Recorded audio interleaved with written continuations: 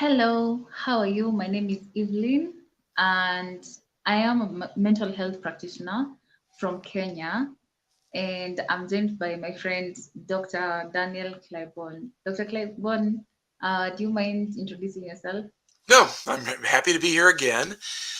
For various reasons, we missed a few weeks, but we're back on schedule to do our program every other Wednesday, which I'm very happy about. I'm a psychologist here in the United States, and I write a mental health column for a local newspaper every other week. And so some of our shows will actually be based on some topics that I've written columns about. And on those particular shows, we'll let you know. And if any of you watching want a copy of our column, we'd be happy to provide that. And Evelyn will also explain that previous shows are available, and she'll tell you about that. But um, yes, our topic today is anxiety, and we'll get into that. And and at the end, we'll preview what our next topic will be for the 2 weeks from now on that Wednesday. Yeah, so we have been doing these live shows, and you can find them at The Holistic Wellbeing by Evelyn Jerry. That's the name of the channel. And if you didn't get that, you can check down on your screen. You can see the name of the channel is The Holistic Wellbeing by Evelyn Jerry. That is on YouTube. And if you want to find me on Facebook, you can find the channel at the Holistic Wellbeing by Evelyn Jerry as well. On LinkedIn, you'll find Evelyn Jerry Jao. That's this. That's the other platform that you can find the show. Thank you for joining us. We are glad to be here. And as you can tell, even when I'm speaking, I usually have anxiety, and sometimes sometimes I usually uh, find myself like stuttering when I'm talking, especially like the first few minutes, and then after a while, I'll get used to it. And I know some of you are wondering like how brave is she that she's speaking about this. I have embraced it, and I have been working on it. There are situations where it is stronger than other times, and sometimes it's not evident. But today we want to discuss about anxiety. What is anxiety, Dr. Claiborne? Well, first of all, I think we should point out that everyone has anxiety from at least at times, and it actually is part of our evolution as human beings. Um, it's a sense of threat, and it isn't really something our brain produces. It's our autonomic nervous system that's very primitive, the same kind of nervous system that crocodiles and chickens have, and it alerts us to threatening situations. The trouble is with human beings, sometimes this alarm system alerts us as if something threatening is about to happen when there is no danger. And that's when Yeah. it can be more of a problem. Um, but the other thing to remember, and we'll come back to this, is that anxiety always goes away. Mm. So there are techniques we'll talk about to make it go away faster, and and there are medications and so on if you have anxiety chronically. But uh, but even without techniques, it always subsides, And it probably, for most of us, isn't really a sign of imminent danger. It just, our body is reacting that way. But it's as though the warning light in your car is flashing, but there really isn't any problem. And so, yeah, we'll talk more about the techniques as we go along. Um, what I wanted to mention is the other thing. Some people are just more prone to feeling anxiety at times than others. I mean, it's just our nervous systems, that we inherit. Sometimes are more sensitive and sometimes not. Um, Interestingly, people who have a more sensitive nervous system and are more prone to have anxiety also usually are more artistic, musical. It comes as kind of a package. So you get some good things in the package, and then you get this extra sensitivity that it just Yeah. comes with your inheritance. So it's just something to be aware of. Things that make one person anxious may not make another person anxious at all. So there are individual differences. What do you So, notice, Evelyn, when you experience it? would you say like most artists, is it something that most artists or people with artistic abilities experience anxiety, or is it just some of them? Is it all of them, or is it just some of them? No, I think it's just some. Although almost all performers admit to a mild level of anxiety before performance, and they generally feel that that's important. If they go on to a performance and have no anxiety, they're flat, it is not good. So a Mm, little bit of kind of being hyper, a little bit of edginess right before a performance is usually something performers look for and value. But yeah, it shouldn't be too much, but it shouldn't be none. yeah. I actually tend to feel anxious, especially when something means a lot to me. Oh yeah. And maybe as we go on during the show, I will give a story of one time when I went for auditions and flopped a good one because I was so anxious. I made the panelists so uncomfortable. Uh-huh. Well, and maybe some people who know you already, but others who may not. Evelyn has a modeling career and also is a musician, an artist, and so in many different ways performs. And so, yeah, you'd be very familiar with that type Yeah, of anxiety. The way it feels, I mean, and here again, different people experience it differently. I mean, let's talk about some of the things. I mean, it could be a tightness in the chest, it could be shortness of breath, could be mhm. dizziness or sweating or oh gosh, what are some things that you notice, Evelyn? I mean, Like I feel some stiffness in my head sometimes when hmm, I'm anxious. I also feel I get sweaty. I also like shake, like I don't know, like my hands are shaky, and or even my legs, get a raised heart rate, hmm, or right, even like a tightened knot in my tummy. uh-huh. And one thing each person experiences a little differently, but whatever form it has taken with each of us, it will repeat that form usually. So it's like our nervous system has learned how to do it. And so it can repeat it, even if there's no real issue or danger. And that can be irritating. And so one of some techniques we use to try to cut into it quickly so that it doesn't grow. And if you catch it quickly, usually it's much easier, like hiccups. If you stop your hiccups quickly, it's easier to stop them. But if they go on for a long time, it's harder. So anxiety is really very much more that way. But one thing to keep in mind when these things begin to happen is that very likely there isn't any real pressing actual danger. Yeah, It's like our body is giving us warning signals, but they're false signals. There really isn't. a danger present. Now, another thing that can contribute to this is if you've had trauma in your life, um, that also can make you more prone to feel apprehensive or uncomfortable or um, vigilant, hyper vigilant in situations, and that's you're not making it up. I mean, trauma really has that effect, and over one's lifetime, if there are no further traumas, then that Mhm. generally wears off a lot. But I did want to mention that because um, some people who have trauma, even if it's several years ago, they think, gosh, why am I still experiencing anxiety? What's wrong with me? But actually, trauma really damages the brain. It's not just a psychological issue. It really causes brain damage, but that In what way? that heals.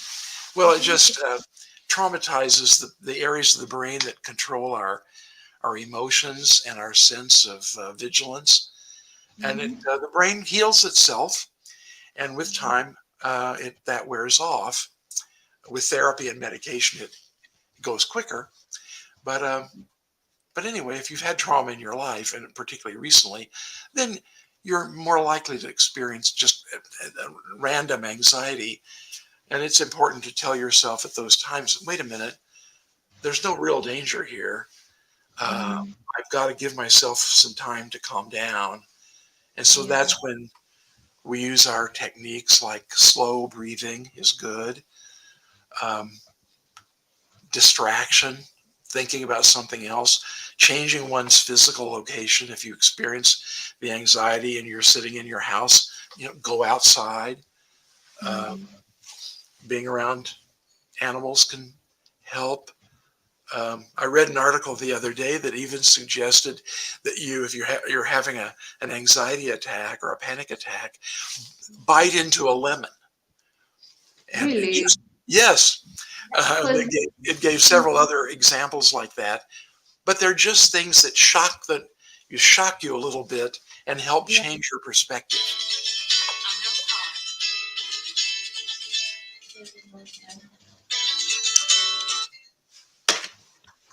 Anyway, so I thought that was an interesting one. Yeah. Listening to Sure. music, um, doing relaxation exercises, I talking to think another to. person. I mean, anything different from what you're doing when you first experience the anxiety is worth trying. Mhm. I have been trying to slow down my heart rate Mhm. by deep breathing exercises, and I've noticed that I'm doing way better in situations that will have triggered me are no longer triggering me.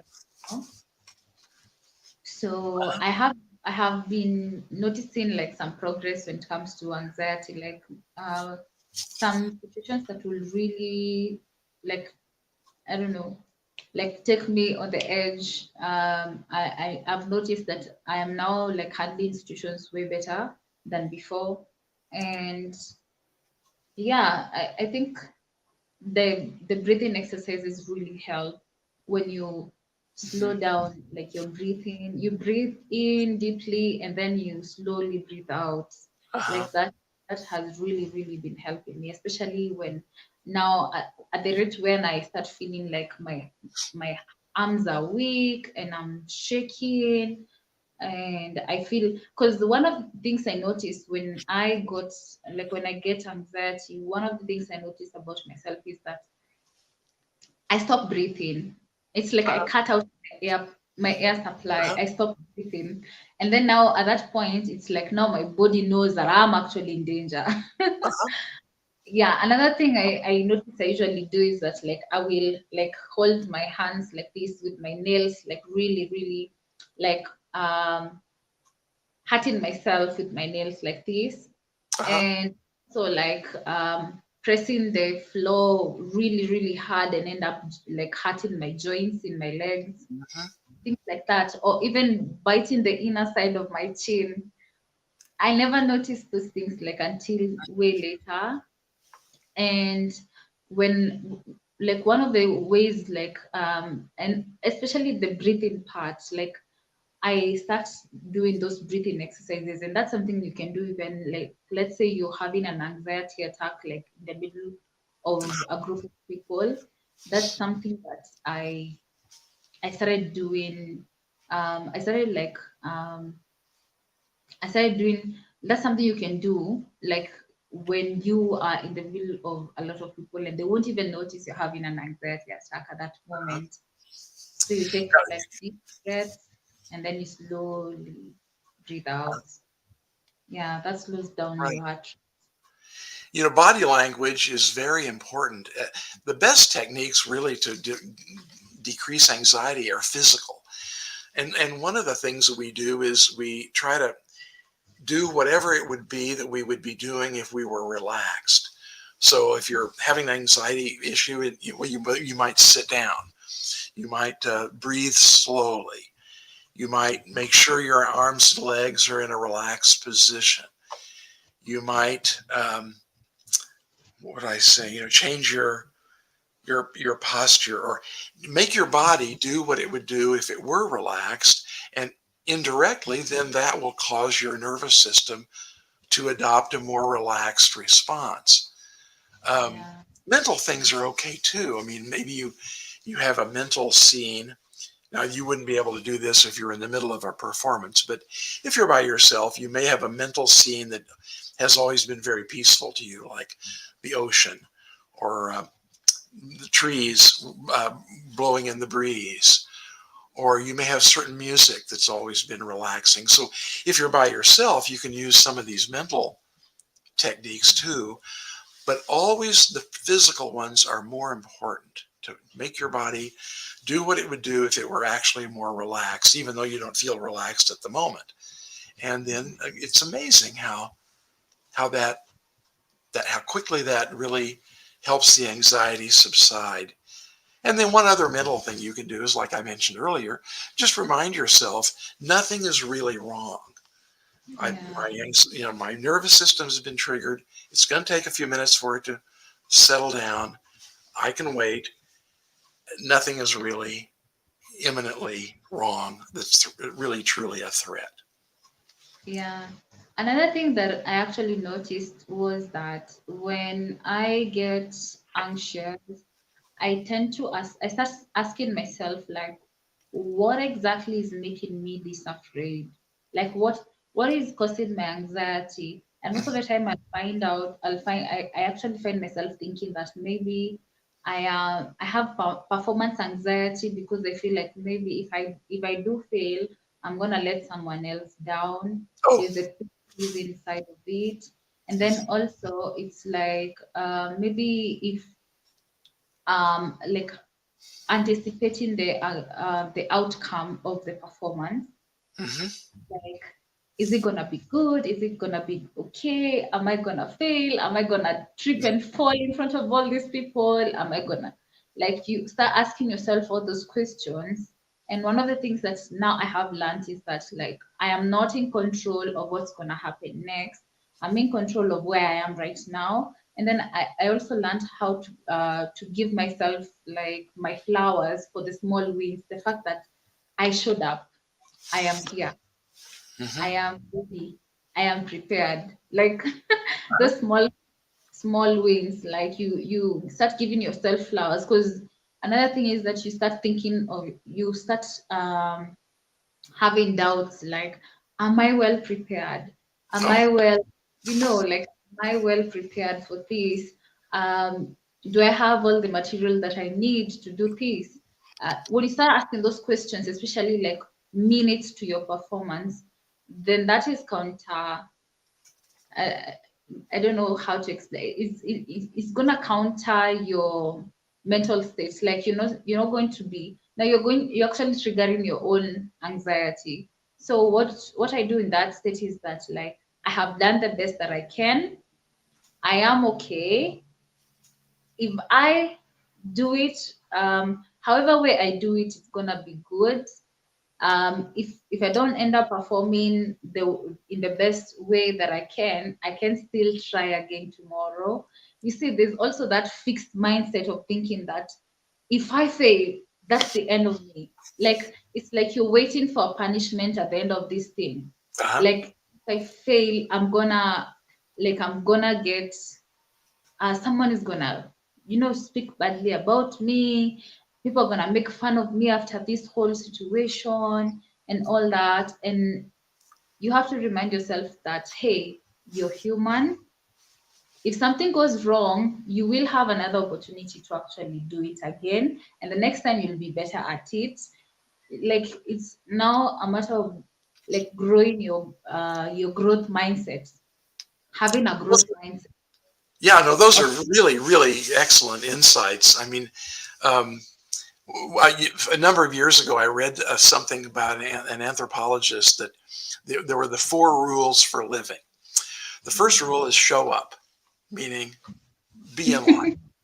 The yeah, second rule is pay attention, which yeah. means be, be aware and look around and learn. The third rule was do your best. But the fourth rule was, and Evelyn is talking about this right now, is don't be too concerned with outcomes because Mm. you can't control the outcomes. You can only control what you're doing in the moment. And so I think Evelyn said that very beautifully. You try to bring yourself back to the moment. It's natural human instinct to wonder about how things are going to turn out and so on, but we can bring ourselves back to the moment, and it's amazing how helpful that really can be. So Yeah, that's really I've good. just I think I've just remembered one more thing. When you're there, like the look around part, there's a point that you've said about looking around your environment. Another thing I usually do is that I will look around the environment and I'll realize, like, what is that one thing that I get to experience because I am there at that moment? Ah, What is that beautiful thing? Is it an interaction with people I wouldn't have met if I wasn't there? Is it like experiencing an amazing meal? Is it like the ambience of the place that I am in? yes, You know, yeah, that's really because good. so focused on what is in your mind that you don't experience what is around you, and that also calms you down. Right. And yeah. Now, keep in mind that anxiety. Now, we're not talking about momentary anxiety that we just discussed, but if you have anxiety much more frequently or almost all the time, or that is one of the most common mental health issue. We think depression is the most common, and it's the one that gets the most publicity. And Mhm. people, celebrities have depression and so on. But actually, anxiety disorders are the most common human mental health issue. But people doesn't get as much publicity, and celebrities don't talk about it as much, and people don't go for treatment as much. People who have depression, I'd say in the United States anyway, 80% will seek some kind of treatment eventually. But people who have anxiety disorders like phobias or social phobia, things like that, only about 25% will seek treatment. And interestingly, the treatments that we have, medication and different kinds of therapy, are even more successful with anxiety disorders than they are with depression. So the treatments are excellent, but for some reason or combination of reasons, people who have anxiety don't go out and seek treatment at anywhere near as much as people with, for example, depression. Um, I mentioned medications. There are a number of medications that can help people. There are some medications that you take every day that tend to be preventive to keep you from feeling as anxious. And then there are other medications you take when you feel anxiety that work fairly quickly. So they're both good. Many people, after they've experienced medication, will have medication handy, but they don't necessarily take it all the time, just when they have an anxiety coming on. But just having it available and they know they have it, sometimes that is enough to keep anxiety at a lower level. And then there are therapy treatments. behavioral treatments and other kinds of therapy that help with, and we'll teach a lot of the techniques that we've already talked about that are preventive and keep anxiety. It's very controllable and very Yeah. treatable if we learn enough about it and try out techniques and see what works for us. Yeah. So if I would encourage any of you who have anxiety on a regular basis or very extreme levels of anxiety or what is to go and talk to your doctor and find a counselor or a therapist and really get treatment for it, because the treatments do work, and you'll be very happy that you did. Yeah. I've heard you speak about the types of anxiety. Do you mind like taking us through the types of anxiety? Oh, you know, mean the different kinds. Yeah. Um, well, I in my notes, and by the way, I think Evelyn posted our notes that we're following, our outline, on a site that you can Yeah. access. So please feel free to go there and take a look when you have a chance. The ones that I thought of that I run into the most often are phobias about specific things. And one of those is social phobia, you know, a fear of being out with too many people present. Panic disorder, separation anxiety, sometimes particularly with children. Um, and there's anxiety that's related to body dysmorphic disorder, where people have an issue with criticizing a certain aspect of their body. There's hoarding disorder. People who, you may know some people who just collect things and never throw anything away, and their life just gets overrun with things that they've hoarded. Um, there's hair pulling disorder. Occasionally, people will have a disorder where they pluck their hair nervously over time, and um, Oh, obsessive compulsive disorder. We've all heard of that, where people are, you know, tend to obsess about something or have a compulsive habit of some sort. They may leave home and then they go back 5 times to make sure they lock the door, that sort of thing. Um, and even addictions have a kind of, they're partly about anxiety. They're not all about anxiety, but they have an anxiety component. One other really important thing to know about all of these types of anxiety is, or any kind of anxiety, if your anxiety is triggered by a certain situation, whether it's being out in public or whatever it may be, whatever it is, the trigger, if you avoid that trigger, your anxiety will get worse over time. You know, the only ultimately real cure for anxiety that is triggered by a situation is to have more practice exposing yourself to that situation. Now, it doesn't mean to plunge yourself into it. You may use medication, you may do it in small steps. For years, I've worked with people who have a fear of flying. And so we do a lot of work in the office with mental imagery and relaxation. Then we go and we drive up and park in the parking lot at the airport and just sit there and look at the airplanes and practice some of our techniques. And then we go into the terminal at the airport, sit in the terminal, practice the techniques, and ultimately they take a flight. And so it's just important, or it could be anything, dogs, thunderstorms. I mean, whatever it may be that triggers your anxiety, if you go way out of your way to avoid those things, the anxiety will never get better. oh It's God. the So brain. Our I brain just have. has to be retrained. We have to train our brain Mhm. to realize these things are not dangerous. Really, what were you But going to say? spiders, like, are you telling me that I should expose myself to spiders? Well, if you don't ever run into spiders, it's not a problem.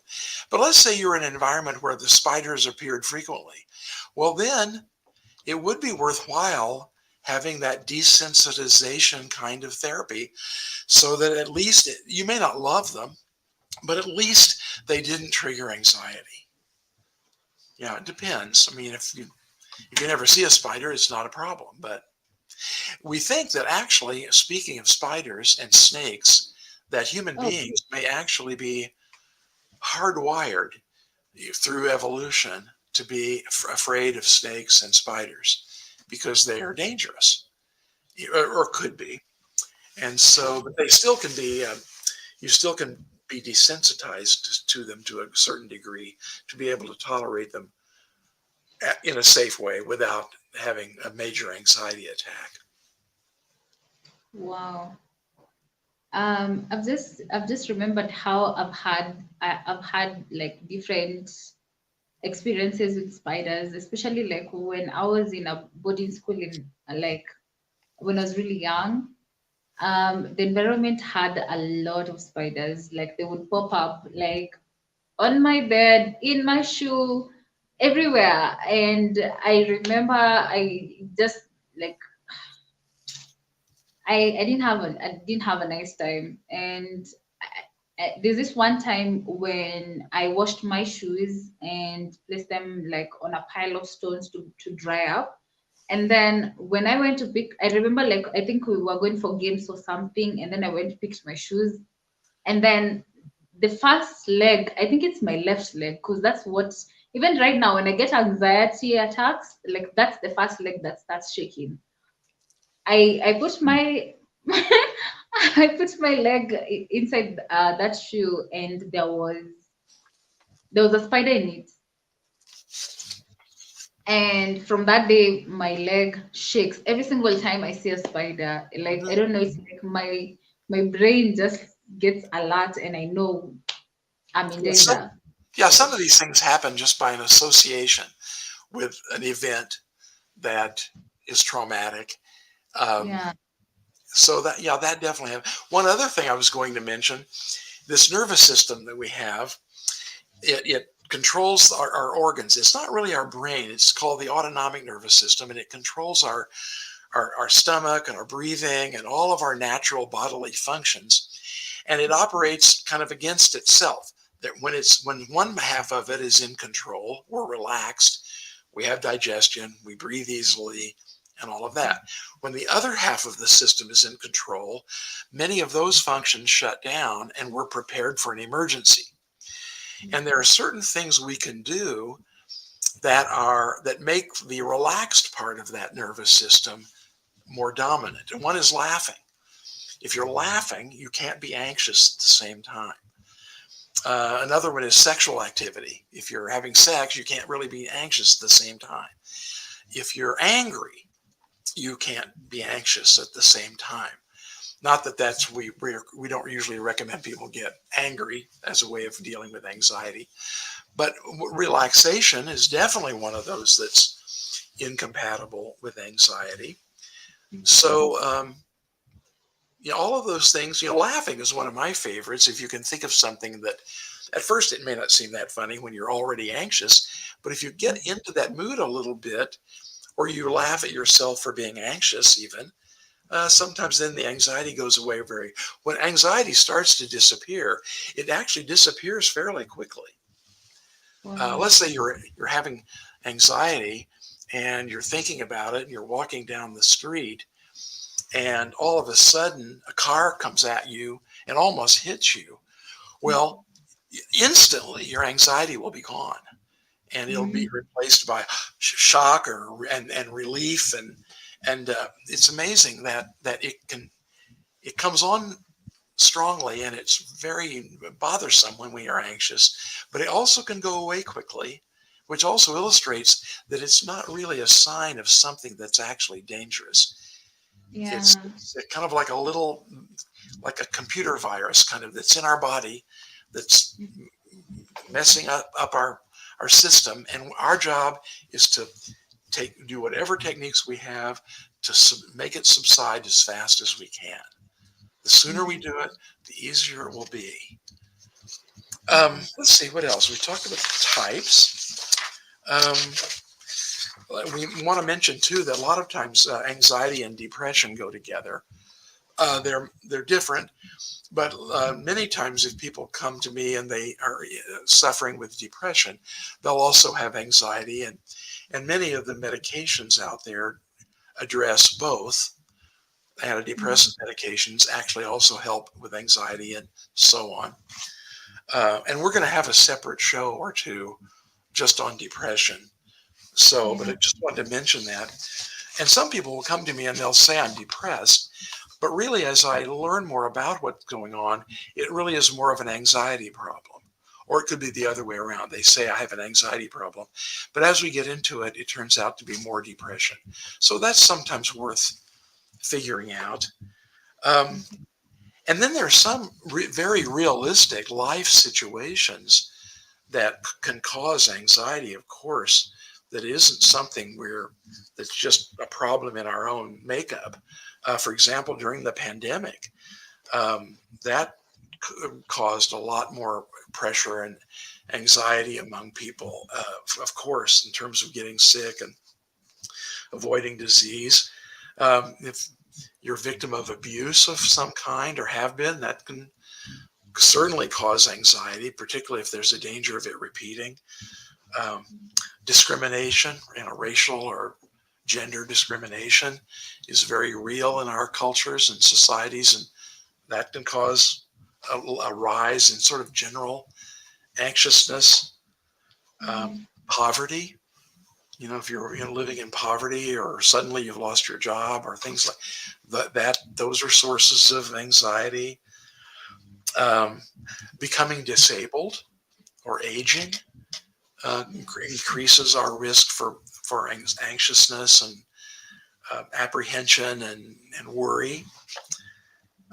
Loss of relationships, loss of a job, loss of status of some sort, loss of membership in something, being alienated from something that used to be a member of. I mean, losses, often for a period of months, um, really make us more prone to anxiety. They may not cause it directly, but anxiety tends to happen to us more when we're weaker, either when we're physically sick, when we're tired, when we're emotionally drained, when we're subject to one of these situational factors for a long period of time. Anything that reduces our resilience, it sort of opens the door for our bodies to experience anxiety more.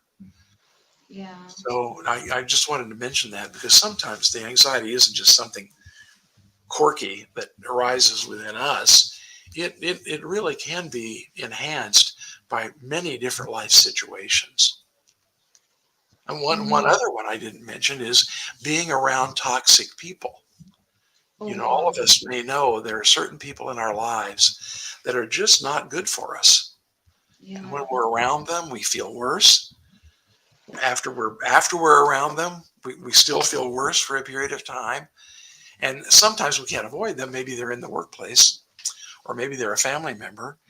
But one mental health technique, definitely, maybe we mentioned this in our program on mental health, but anyway, one technique is trying to keep our exposure to those toxic people as low as we can, as limited as we can.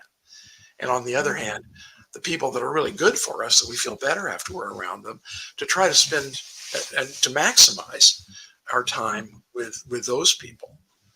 Those are some tips to deal with anxiety in a kind of a general way. Yeah. What do you think of that, Evelyn? Um, I tend to think, especially about the exposure to toxic people. Oh, Um, I think a lot of people don't even know, like, how to even know it when someone is toxic. mhm. And one of the reasons as to why, like I say this, is because, like, for a long period of time, I was exposed to a lot of toxic people, and I didn't know, like, they, like, being around such people caused a lot of my anxiety and causing, like, either traumatic events happening, and that's the reason as to why, like, maybe something will trigger me and trigger my anxiety. So, and it took me to actually find out what the characteristics of a toxic person is for me to be able to identify it when it's happening, like live. And maybe I can share some of these characteristics. Like, one is when someone is apathetic, like they don't feel empathy of any kind. Uh-huh. And yeah, and another one is like someone who is very self-centered. They do not see a situation where they're not the center of attention.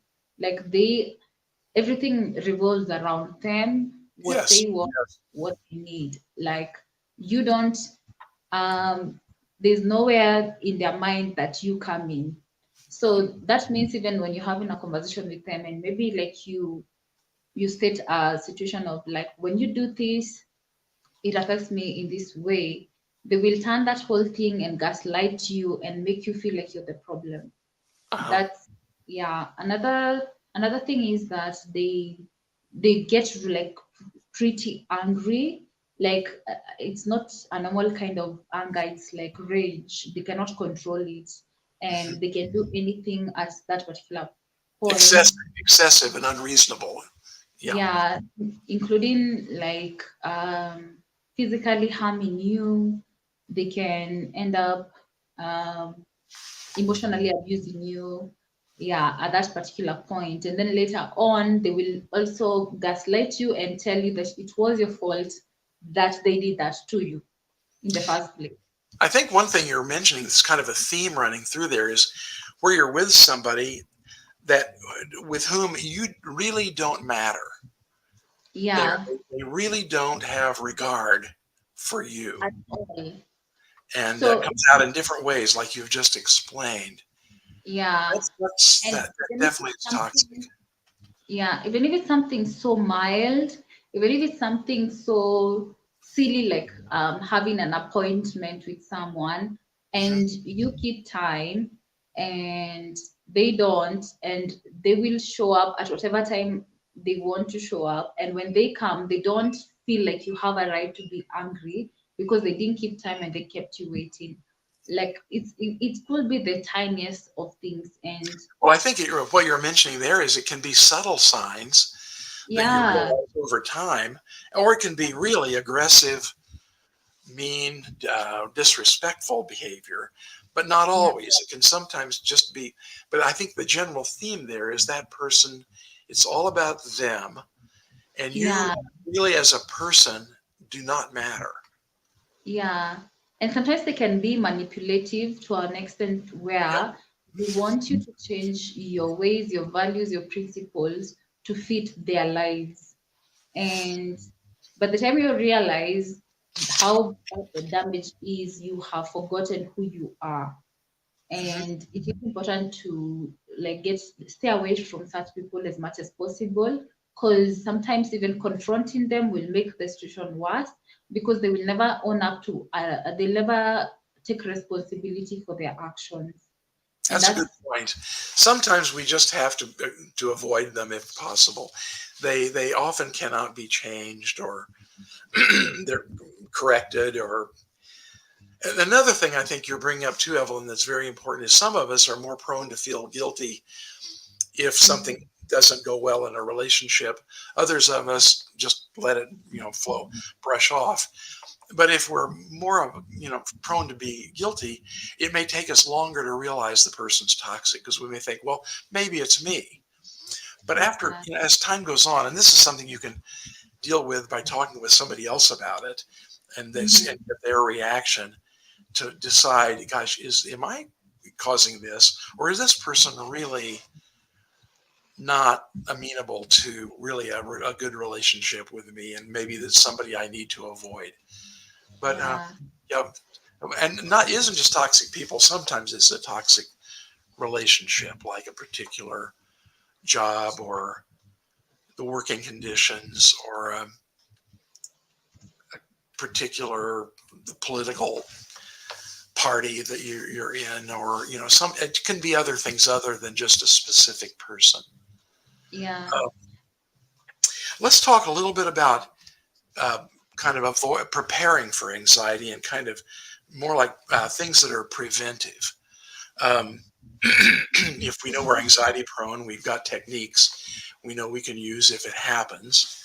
Um, Do you mind if I start? yes, go right ahead, because that one thing you're going to say, I think, is something that I know you'll say. So good. Yeah, I think I don't know, like number one is like for me, these are tips that I use. Number one is realizing what I'm in control of and what I'm not in control of. That's it. That's the one I knew. I knew you were going to mention that. Yeah, control what you can. Yeah.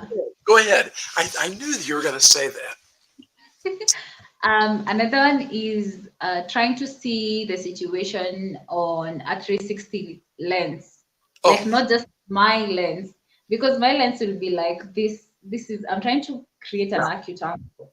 yeah. Like this, like Tunnel my vision. lens, yeah, will be very small, and if I am looking at the situation based on my lens, it will all revolve around me. And most of the time, the things that cause you anxiety revolves around maybe someone else acting or behaving in a certain way. And sometimes we will judge them or prejudge them and think they don't care and all that and all that. But Yeah, there's a whole situation going on that doesn't just revolve around you. Maybe the person was, maybe something happened to the person. Maybe that's why they were not able to do whatever they're supposed to do.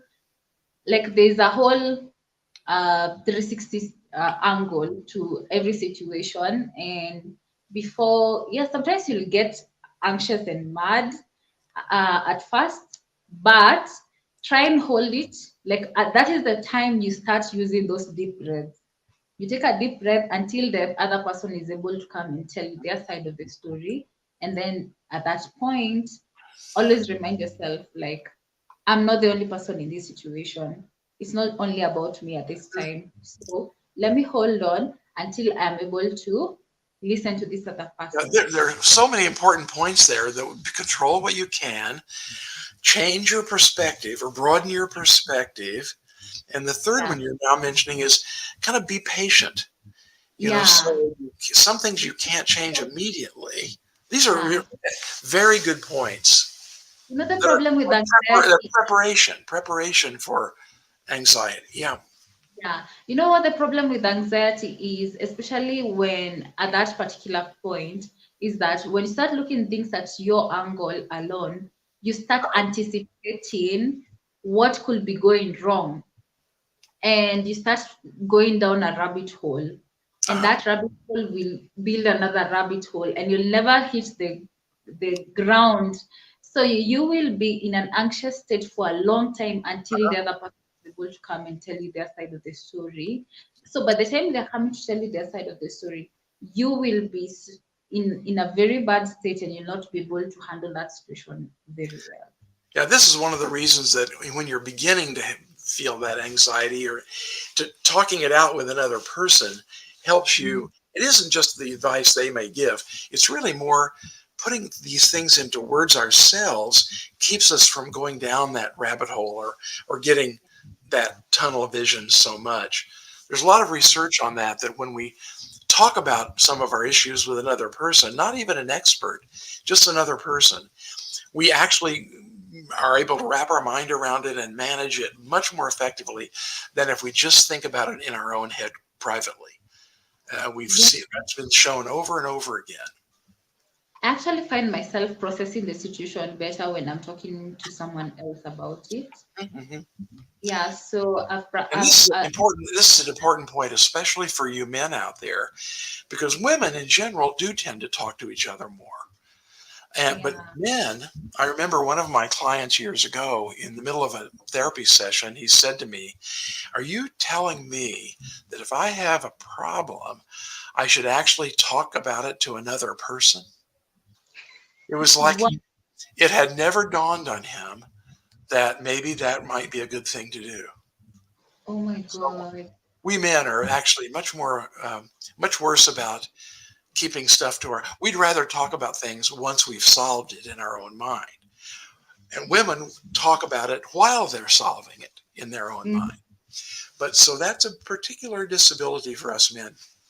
Some of us And more than others.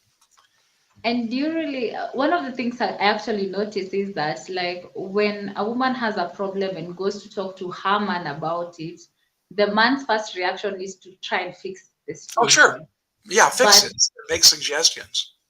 yeah, but the lady just wanted to process her mind and her thoughts as she is talking to the man. And the If man two is men not were if two men were talking, and one of them expressed a problem, and the other man had an idea, they would interrupt and give the idea, and it would be Mhm. perfectly fine with the other man. That would be fine between them. Yeah. But in a way, it wouldn't really be fine because the first person didn't really have a full chance to actually express it, all Mhm. aspects of it, and could have learned something from that. So really, we do try to coach people to talk things out, and that's a good way of getting a grip on it and thinking of solutions and broadening perspective, like Evelyn, like you mentioned a minute ago.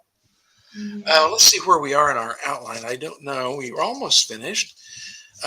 We mentioned earlier that keep in mind anxiety will always subside eventually. Well, one topic we thought we might talk about a little bit is how do we know that it's really a major problem and we might need to go and have some therapy for it.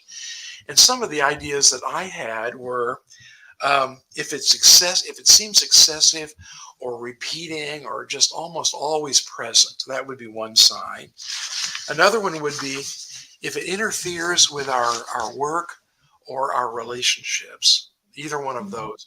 The definition in mental health, the definition of a disorder is any kind of a psychological problem or pattern that interferes with our social relationships or our work, our occupation. Um, Now let's see if anxiety we experience causes us to be isolated. That would be a red flag, a danger sign. Um, Yeah. if it causes strong changes in our mood, um, Mhm.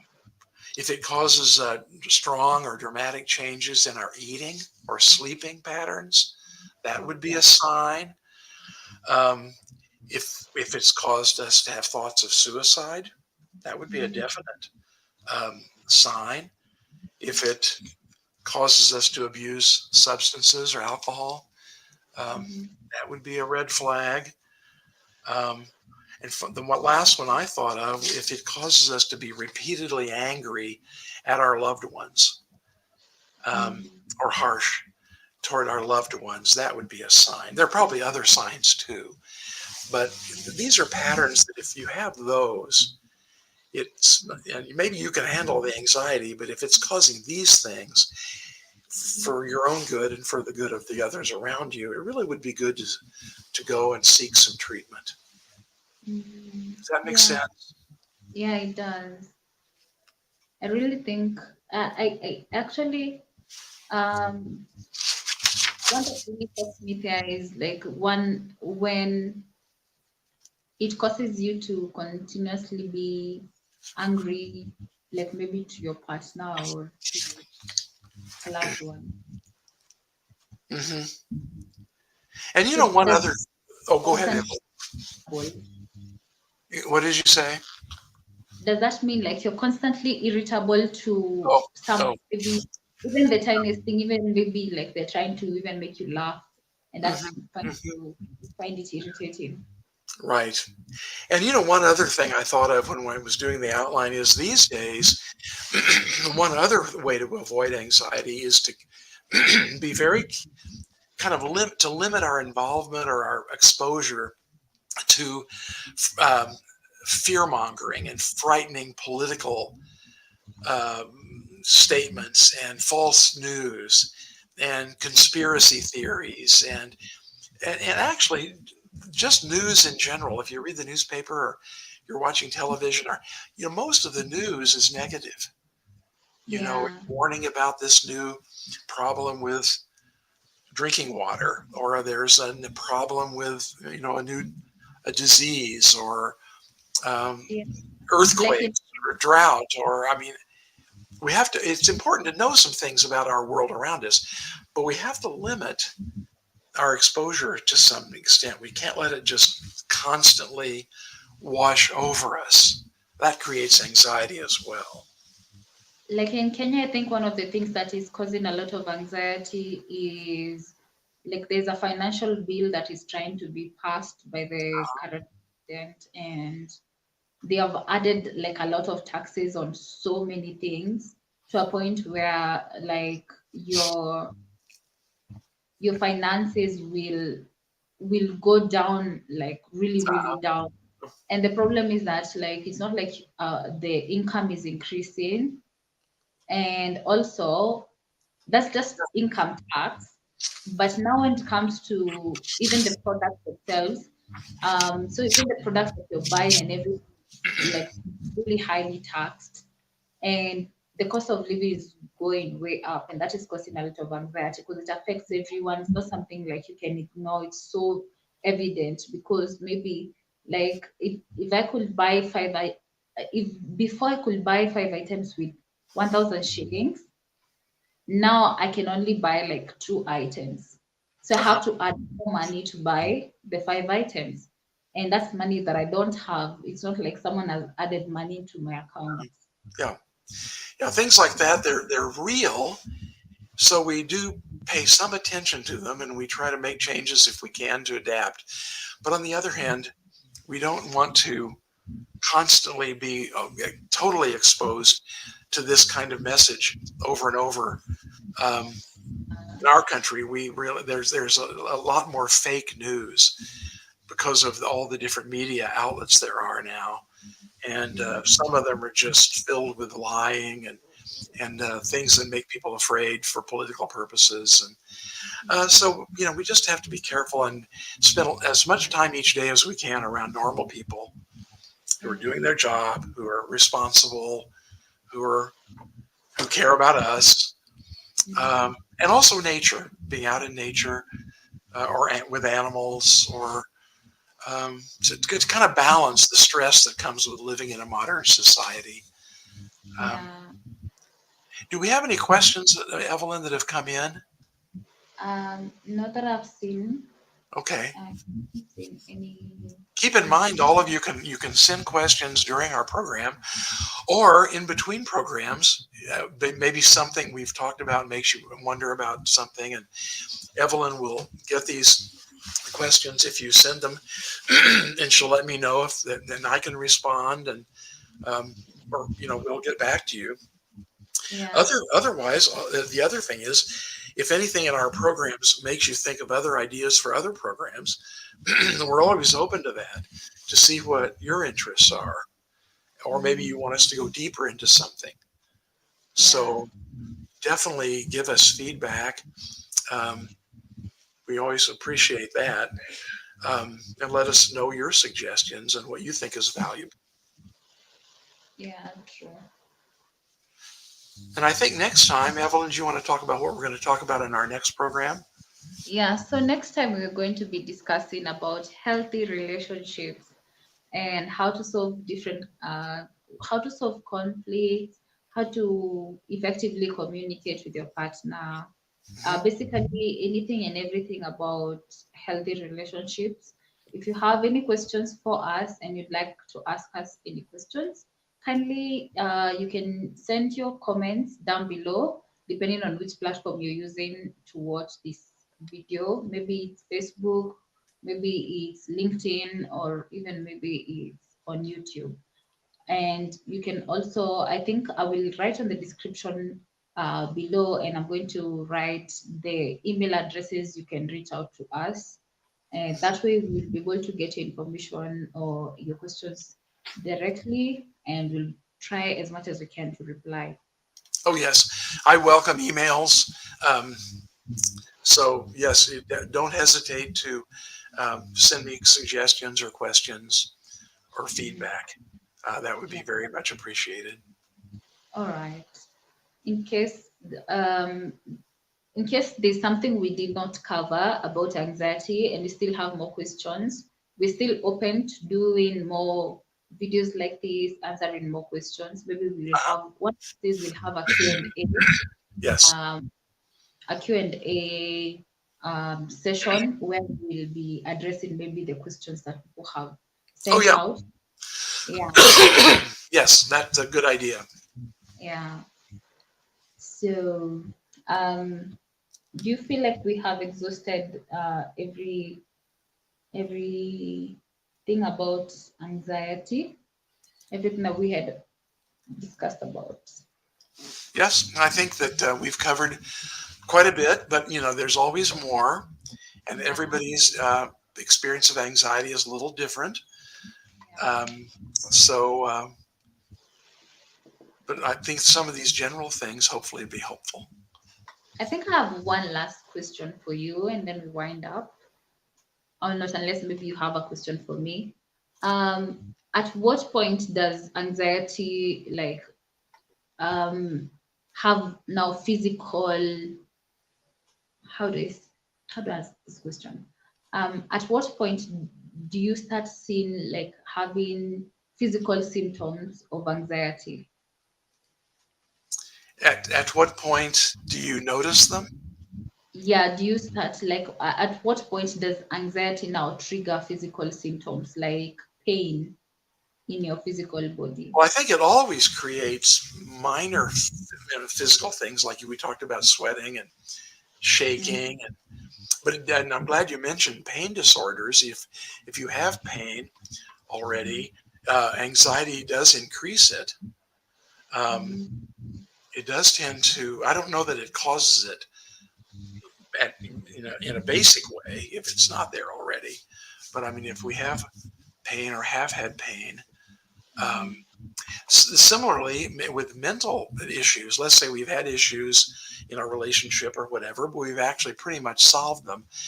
But if we have an anxiety episode, it can bring some of that back to Yeah, our, it's not like we've completely forgotten it. So it, yeah, it actually, it does make us experience more vividly, whether it's a physical issue or a mental issue. Um, that's good. That's a good point. yeah. What about people like who, when they are faced in a stressful situation, they either get acid reflux, like they get Oh, ulcer, and sure, or muscle spasms and things like that. sure. Yeah, different people have different responses. Um, yeah, all of those I've seen. Stomach issues, gastrointestinal issues. Um, as a matter of fact, sometimes people notice those first, and in exploring it, they realize I think this is a symptom of anxiety, partly, or stress. So yeah, that's a good point.